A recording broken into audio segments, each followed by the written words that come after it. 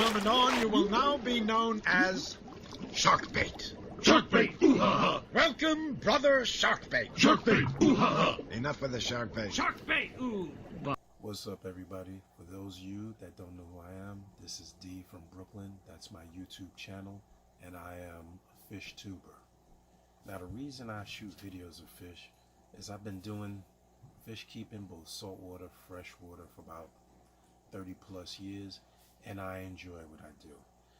Not only do I enjoy what I do, I like to help others succeed.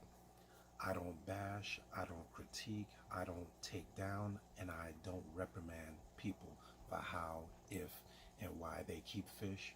I think it's important in this hobby for us to help each other, both by sharing our successes as well as sharing our mistakes. This is why I make videos.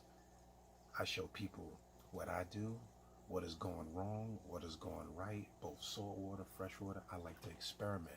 I like to do things that aren't normally done because this is how we learn, this is how we evolve.